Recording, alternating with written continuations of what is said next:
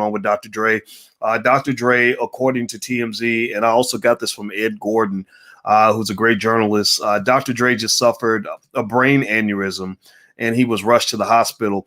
And so, first of all, I want to start off by saying that, prayers up, heart goes out to Dr. Dre and his family. I hope that it works out. I hope that he's okay. And I think that the reason I wanted to talk about what's going on with Dr. Dre right now is because, I obviously he's a black man, and there's a lot of black men in here right now. A lot of you have black men that you love and that you care about. And I was doing research on brain aneurysms, and one of the things that I found is that that black men in general, that we are at high risk of brain aneurysms. And I thought that this would be an interesting opportunity for us to not just give a shout out for Dr. Dre and his family and wish them the best, but also to talk about aneurysms and what that actually means and what's going on in your body. Because I told you guys, I might talk about what's happening with a celebrity, but I'd also rather talk about you and what we can learn from that whole experience. And so do me a favor, if you could, please hit the thumbs up button, share, and subscribe button if you haven't done it yet. And I'm actually sending out a text notification to those who are in the tribe. So if you actually want to get a text notification when we go live, just text the word voice to 31996. You can text voice to 31996. All right. So here's the deal. So Dr. Dre, I'll read the story to you about Dre and what's going on with Dre and the aneurysm. He's basically in ICU at an LA hospital. TMZ says that he's at Cedars-Sinai Medical Center in Los Angeles after suffering a brain aneurysm. Sources connected to Dre and direct knowledge tell us Dre suffered the aneurysm Monday and was rushed by ambulance to Cedars and was taken directly to ICU, where he remains on Tuesday. Our sources say the 55-year-old music mogul is stable and lucid, but doctors don't know what caused the bleeding, and they're doing a battery of tests. As you know, Dre's in the middle of a very contentious divorce with his estranged wife, Nicole. I'm not going to read much more of that. Of course, TMZ likes to talk about the gossipy stuff. I'm not going to get into that. That's his divorce. That's, I don't know what part that plays in all of this. But here's the deal. Okay, so with aneurysms, the interesting thing about aneurysms is that you may be at risk of aneurysms without actually knowing this. I don't know. Give me a yes or no if you've ever known anybody who's either had an aneurysm or died from an aneurysm or something like that. Give me a yes or no. Okay, yeah. So some of you have, some of you haven't. And here's the deal with aneurysms. From the research I've done, again, I'm not a medical doctor. I'm just here translating information that I read from the Mayo Clinic. The internet is a wonderful thing. And basically, a lot of people carry around aneurysms and don't even know it. A lot of people actually have a lot of this stuff going on in their brain, and they're not even aware that it's happening. And so I thought that it would be productive for us, rather than simply praying for Dre and feeling bad for Dre, to actually learn something from this so that we can all protect ourselves and make ourselves healthier, especially black men. I just really want to reiterate to you, brothers, like you gotta, get your checkups, go to the doctor, stuff like that. A lot of black men die. Black men are probably at the top of the list. And I'm not talking about Dre, because I don't know Dre's personal situation at all. I've never met Dre, none of that. You guys know I've done some work with Ice Cube, and he's close to Dre. But I don't know Dr. Dre on any level. But I have a lot of friends out in LA, and I've done events, in South Central and Compton and stuff like that. And some of you may be out there right now. So shout out to everybody in Compton and South Central. But one of the things about black men, about being a black man, is there's something where we just don't like to go to the doctor. I don't know. Give me a yes or no if you know somebody in your family, some black man who's just stubborn as hell, don't want to go to the doctor for nothing, and won't go to the doctor until stuff starts falling off and all that stuff, right?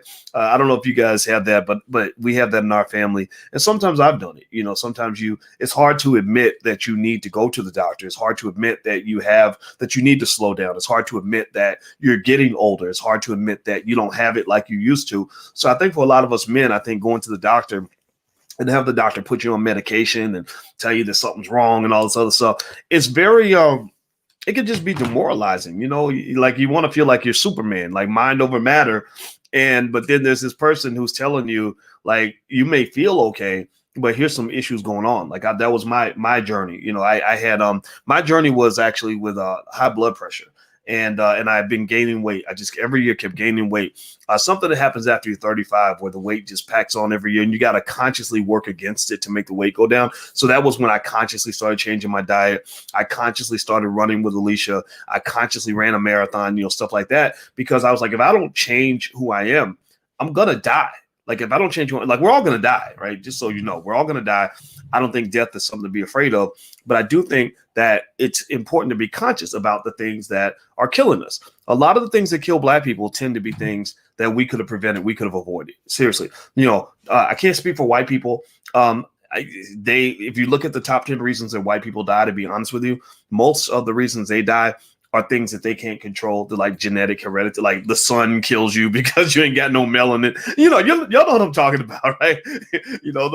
Those recessive genes, that's why they got the 1 drop rule. They're like, you don't want your daughter dating a man like me because I'm gonna take over the whole gene pool. Y'all know what it is. Y'all know exactly what I'm talking about. And but Black people, we're so amazing that the only people that can kill Black people are Black people. Like the only way we can die, I think, is if we kill ourselves. They've been trying to kill us for 400 years and it hasn't worked. And so I would just sort of encourage you, to just realize that when you talk about things like, I've heard people say things like wealth or health is wealth. And I do agree with that, right? Health is more important than wealth, right? And the thing about health is that I don't think that in our society, the same way they're not going to teach you how to actually become wealthy, they're only going to teach you how to be a slave. They're never really going to teach you how to be truly healthy. They're only going to teach you how to be a slave to the horrible food they want to feed you, the terrible medical system that we have. The whole time we've been going through this pandemic, all this, screaming and crying about all the death that's happening, but never once have they really taken time to kind of say, if you strengthen your immune system, you could actually fight off the virus a lot better than if you have a weak immune system. I had Nathaniel Jordan, the Minister of Health, come through, and he really broke it down real well and basically said, here's how you get past this. And I'm going to tell you, I'm just my experience. I know about 10 people who've caught the virus, right? And out of those 10 people, all 10 of them survived just fine. All 10 of them were okay. In fact, half of them had no symptoms. They didn't feel bad at all. They were just scared to death because they were so nervous about what could happen. And it's very real, right? But so what I would say to you is that a lot of the things that Black people die from are actually preventable things. Now, again, I'm not speaking on Dr. Dre and his aneurysm. I don't know why Dre had the aneurysm. I can only give you sort of details on what aneurysms are, how they work, how to sort of look out for them, warning signs, things like that. That might be helpful to you. I hope that it is. And also to kind of just say that, particularly us as Black men, we got to do better with our health, period. Like, so get your checkup. I know it ain't fun having the doctor stick that thing up your butt. Maybe some guys like that. I don't, right? I don't like any of that, right? But the thing is, I'm not afraid of dying, but I don't want to die because I was stupid. You follow what I'm saying? Like I'm not scared to die, but I don't want to die because I can't put down the chitlins. You know what I mean? I'm not afraid to die, but I do not want to die because I didn't go to the doctor, man. Seriously, come on. So anyway, hit the thumbs up button, hit the share button, hit the subscribe button. You guys know, if you just came in, we were talking about Dr. Dre. Dr. Dre's in the hospital now with an aneurysm. And as you guys know, I like to expand and extrapolate the conversation. I'm not here to just gossip about Dr. Dre and his personal life. I know nothing about his personal life other than what they've told me. But really, I think it's about you. And I think that this is a conversation that we can have with each other that will help each other get better. And by the way, in speaking of conversations, we have conversations on Clubhouse. I am on the Clubhouse app, and I'm also on the Parler app. So if you go to Parler and Clubhouse, which I love Parler because they give you freedom of speech. I know conservatives started Parler, but I don't care about that. I'm liberal conservative. I don't get into that. I just like the freedom of speech. So I'm on Parler, and I'm also on well, of course, Twitter and all that, but also Parler and Clubhouse. So if you follow me on those two apps, you can join us in the private conversations where it actually allows you to talk back, stuff like that. So let's read about brain aneurysms here. So as you know, Dr. Dre had a brain aneurysm. So what is an aneurysm? How does that work? All right. Well, here's the first thing. According to the Mayo Clinic, a brain aneurysm is a bulge or balloon in the blood vessel in a blood vessel of the brain. It often looks like a berry hanging off a stem. So a stem, a berry, like a cherry, maybe something like that. A brain aneurysm can leak or rupture, causing bleeding into the brain, a hemorrhagic, which is called a hemorrhagic stroke. Most often, a ruptured brain aneurysm occurs in the space between the brain and the thin tissues covering the brain.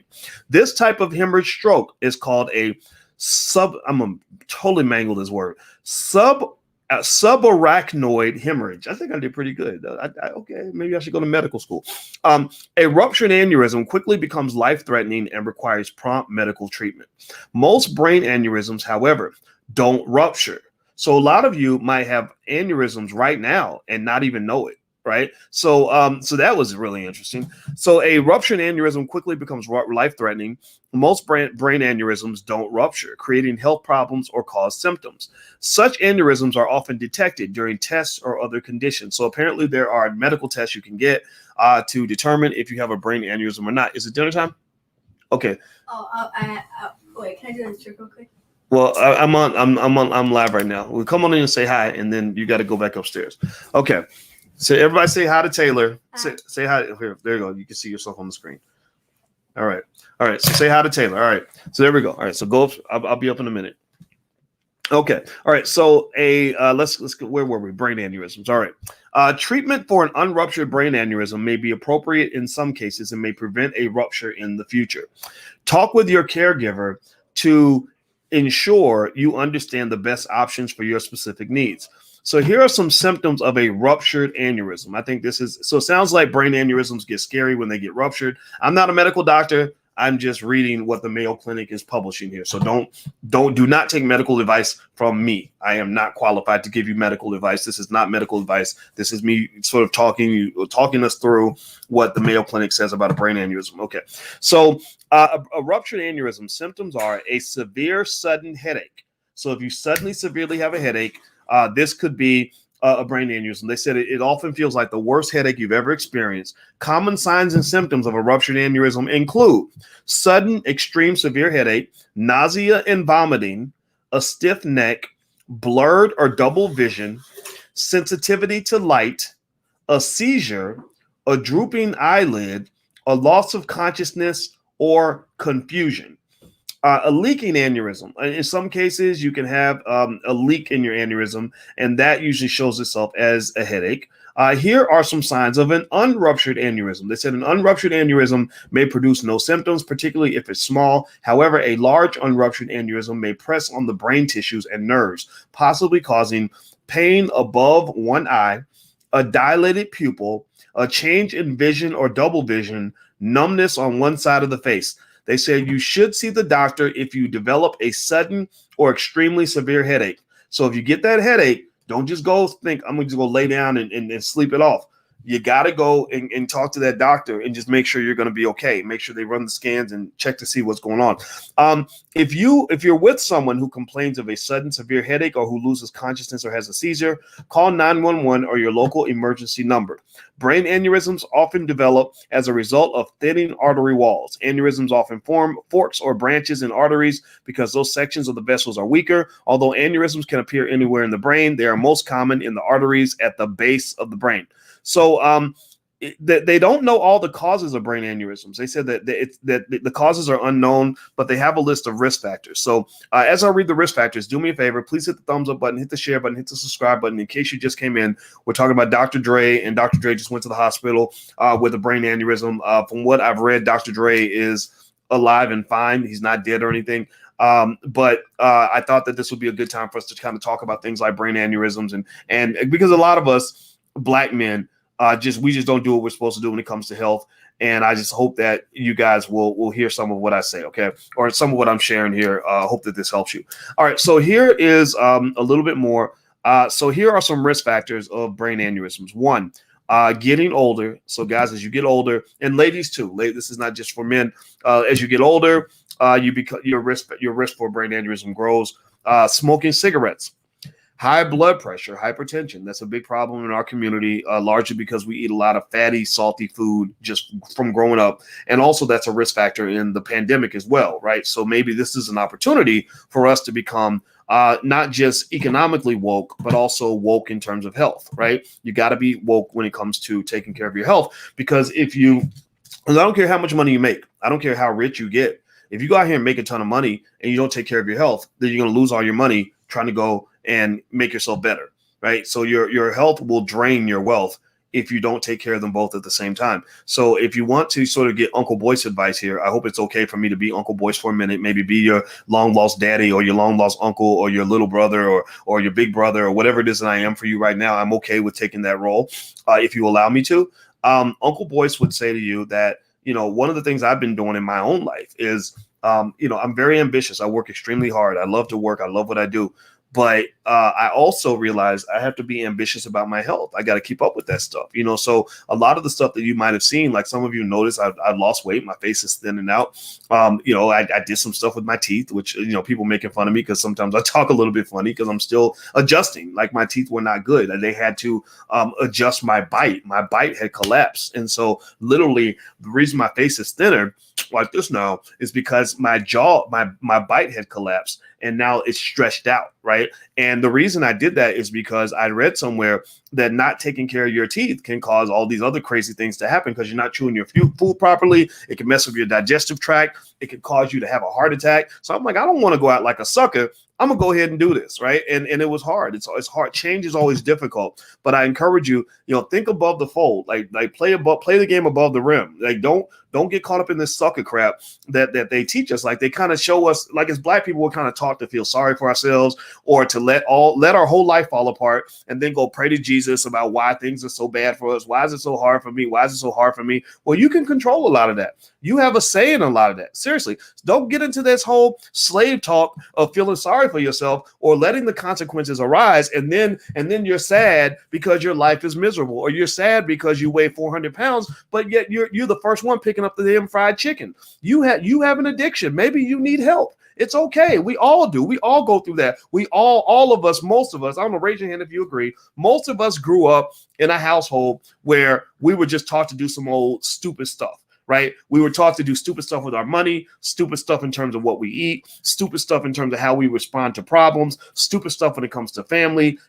Maybe, you end up with babies' mamas or babies' daddies, and because you're just doing what everybody else is doing. That's because you were born in the middle of a big pile of cultural mud. That's the best way I can describe it. Cultural mud, just a very bad set of cultural habits that lead to nothing short of self-destruction.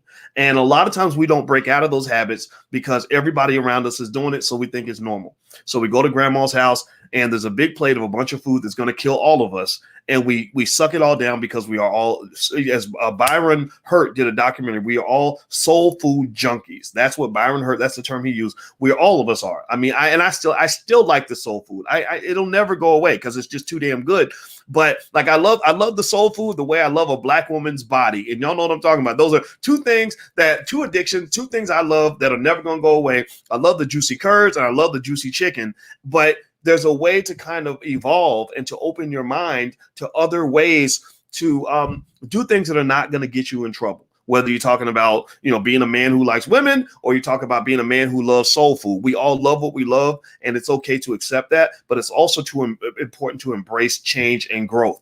Like I read Michael Jordan's book when I was 22 years old, and I don't agree with everything Michael Jordan does politically, but I think he's a great athlete. Like you can't deny that. And one of the things, so I wanted to learn from greatness. I like excellence. I like to see excellence in all of its forms. And one of the things Michael Jordan talked about in his book is, as a player, he always worked to challenge himself to be better. Right? When he couldn't win a championship, he realized, okay, I can't win championships because I don't know how to pass the ball. So he learned how to pass the ball. He said, and then he was like, I can't win championships because I can't play defense. So he learned how to play defense. He's like, I can't win championships because I don't have enough physical strength. So he became physically strong. And one of the things that carried him through all of this is he had a philosophy of growth. His philosophy was that when you stop growing, you start dying. That a tree that is not growing anymore, it sways in the wind and eventually it dies. So what I'm saying to you, Black people, everybody in here that believes in life and wants to give life to all of the possibilities that you have inside of you, is that you must always embrace growth. Embracing growth is hard.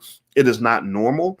Most people embrace complacency. Most people don't want to break habits. They don't want to break cycles. They feel that they can't get out of that, or they don't even want to try, and they just sort of go along and do whatever they've been doing up until this point. And I can just tell you that there's a point where you have to understand what consciousness means. Consciousness means you're suddenly awake. You're suddenly aware. And you look back and you say, wait a minute, we've been doing the same thing over and over and over again, and all our relatives are dying of the same stuff. right? They're all getting the same type of cancer. They're all obese. They're all broke as hell. They all got messed up families. Maybe we need to go back and examine that process and find some new habits that are going to help us go to prosperity. I was just on the phone with a real smart brother named Andre. I can't remember his last name, but he's a sports agent, a really good sports agent too. I should know his name. I feel very bad I don't know his name, but his name's Andre. He's out of Philadelphia. He's a great sports agent, and he was talking to me about how he grew up and how we both grew up without much money, how we grew up not knowing anything about things like investing and wealth and all that, and he's got his daughter started on this stuff at the age of 6.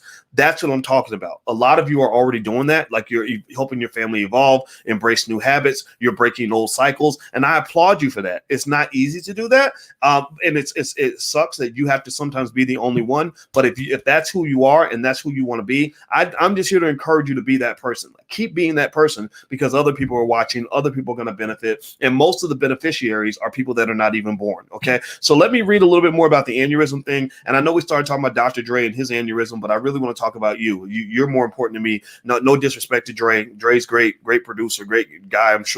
But I know you. I don't know him. So I always spin things back to you because I want your life to be better. All right. So hit the thumbs up button if you could. Please hit the thumbs up, share, subscribe button if you haven't done it yet. We're building Black media, so I hope that you'll help us do that.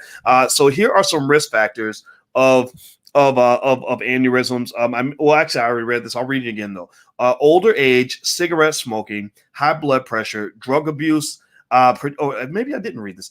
Older age, cigarette smoking, high blood pressure, drug abuse, particularly the use of cocaine, and heavy alcohol consumption. So alcohol and drugs obviously are a big problem. Cigarette smoking is a problem. Getting old, you can't stop that part.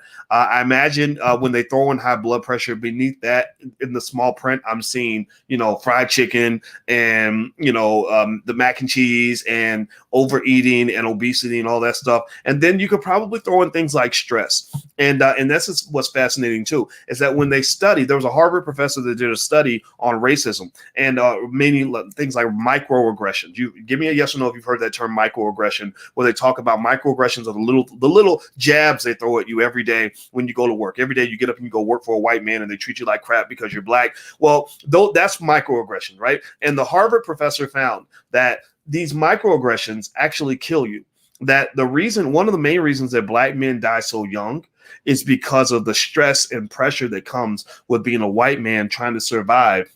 Being a black man trying to survive in a white man's institution. Right? That literally when you're institutionalized by white supremacy, that the stress and the pressure, the jab of the microaggressions, the consistent pain that you experience from that racism, constantly getting your feelings hurt, constantly being enraged, being mad every single day you go to work, to the point where your cortisol in your brain is building up, where you got to punch the wall just to get ready to go on the job. Those things kill you. So do you understand me? If I leave you with nothing today, if you remember nothing from this conversation, I want you to understand this. When they say health is wealth, they can also flip it and say that wealth is health, that those two things are connected. When you have enough wealth where you can quit that job and walk away from whatever that white man is doing to you every day, you're literally extending your life. I bet you that if they compare the life expectancy of black men who are financially secure and the life expectancy of black men who have to work on the corporate plantation, I bet you that the financially secure black men live longer and they're definitely smiling a lot more. Same thing is true of women. Anybody in here who's achieved financial security or quit their job can testify. Please testify in the chat so other people will know that I'm not talking crazy here. These things are connected. Do you understand the words that are coming out of my mouth? I hope that you do. Okay. So anyway, that's all I want to say. I hope Dr. Dre gets better. God bless you, man. I wish you and your family the best. That divorce, it looks like it's getting messy. She's trying to go get a whole lot of his money. And I just hate that. Divorce is a big wealth killer. Actually, studies show that in divorces, the average net worth of the husband and the wife drops by about 70%. And she's trying to go back and get money that he made back when he was with NWA. And last time I checked, there wasn't no female members of NWA. So I think, it's almost like with those basketball players when they say you wasn't shooting jumpers with me in the gym. But she's trying to go back to the 90s and get money. So I wish him the best with that. But that type of thing, those are the little things you got to look out for when you talk about protecting your wealth and protecting your health. And I'm not just talking about financial health or physical health also your mental health. So protect your spirit from situations that are going to deplete it, but you got to be creative in your thinking in order to do that. Kabish, got it? Give me a yes in the chat if you follow what I'm saying. Okay. All right. So if you could, please hit the thumbs up button, hit the share button, hit the subscribe button if you haven't done it yet. Also, if you're interested in going deeper on this corporate plantation thing, the Black Wealth Bootcamp starts on the 7th. So we got one more day till the boot camp. So if you'd like to join, we haven't done a boot camp in 4 years. It's really fun. It's really amazing. You're going to love it. So feel free. And if you don't love it, you just let us know. We give you your money back. So feel free to go take a look at it if you want to. You can go to blackwealthbootcamp.com. That's blackwealthbootcamp.com. Thank you guys for listening. And God bless you. Have a good day. I'll see you soon. Take care. Peace.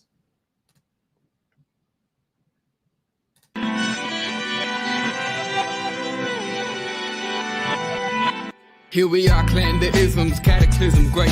Our people out here struggling, trying to make it in this state. Everybody out here doing it, but we the ones who late. Now family, we the ones who gotta delegate. Get that money in the power, never be fake. Stick to cosign for 3. What did he say? Create jobs, support our own. Educate the same and buy back your home. Got 3 degrees, triple 10. 3 PhDs, now we on the CNN. DBTV, let's talk about negligence. Ignorance is bliss, but we can turn it to intelligence. Believe none of what you hear, half of what you see. Let's break it down here on Dr. Boyce TV. Here we are.